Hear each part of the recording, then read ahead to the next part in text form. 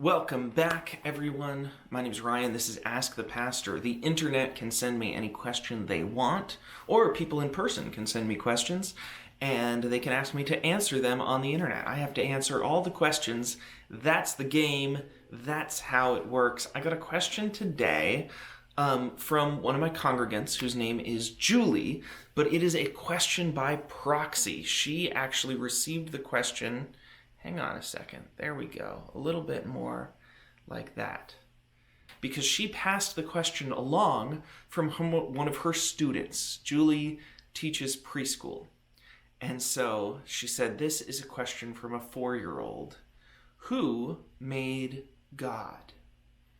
And I love that this question is from a 4-year-old because that makes it so much more interesting. Like, it'd be one thing if you and I, the viewer, I assume you, the viewer, aren't 4, we're talking about, who made God. And I would say, well, that's a complex question.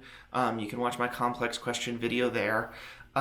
It assumes something that isn't true. And nobody made God. God is eternal. And I might even whip out Alvin Plantinga on you if I'm feeling frisky. Alvin Plantinga is a brilliant philosopher, and he has made a great deal of hay regarding his modal ontological argument, which understands that God is a necessary being, that there are necessary beings and contingent beings, and God is a necessary being, and so therefore God must exist, and if you do the whole thing, it's brilliant. But a 4-year-old, no. I'm not going to pull that on a 4-year-old. So how are you going to answer that question with a 4-year-old? Who made God? Well, I thought about it for a long time. And what you often want to do in children's ministry, or when you're talking to children, is you want to try to kind of answer by analogy. So you want to say, well, God is like a blank in that nobody really made God, just like nobody made. And I tried to think of like eternal things, things like the prime numbers, things like love, things like the nature of truth. And for one thing, those are not concepts that are going to be like helpful for a 4-year-old. And for another thing, they aren't exactly eternal. Not in the way God is. God existed before love. God created the conditions necessary for love, just as God created the conditions necessary for prime numbers. God created everything. And so there is no analogy of nothing created God just like nothing created blank, because God created everything except for God.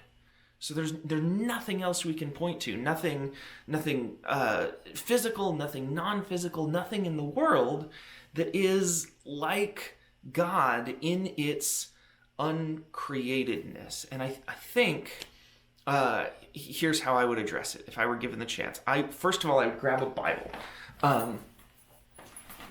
Let's get like a nice, big, thick, little bit scary looking Bible for a 4-year-old. And depending on the 4-year-old, some 4-year-olds can do a little bit of reading and some can't.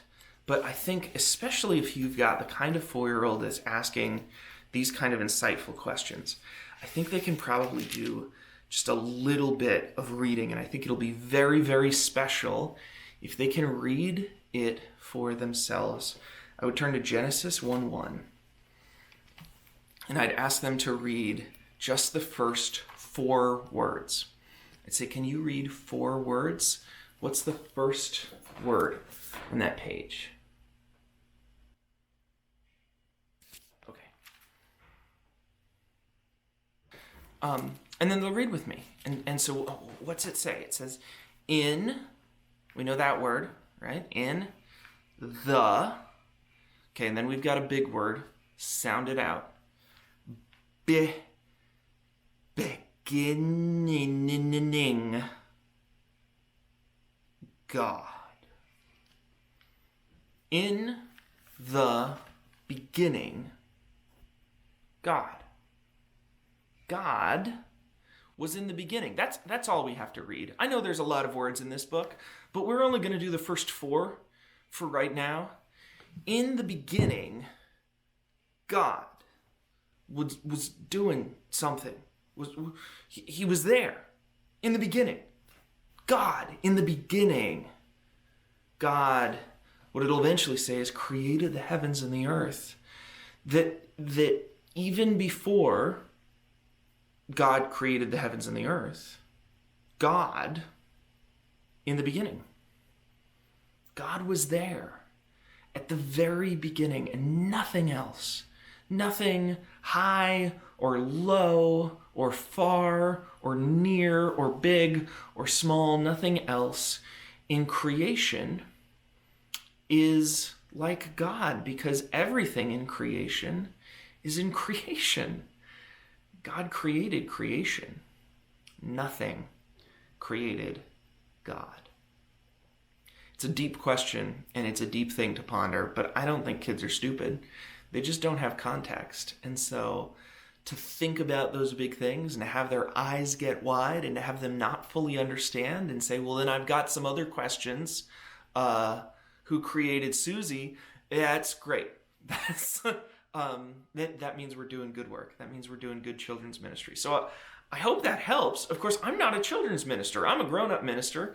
So maybe some of y'all children's ministers out there have better answers or further questions. I hope you'll ask those. I hope you'll put them down in the comments.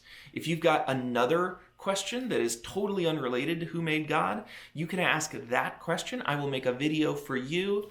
And if this was meaningful to you, if this 4-year-old who asked this question taught you something meaningful about theology, I hope you'll share it. And I hope you will tell the world that you engaged in this discussion and it was valuable to you, because it might be valuable to them. I'll see you next Friday.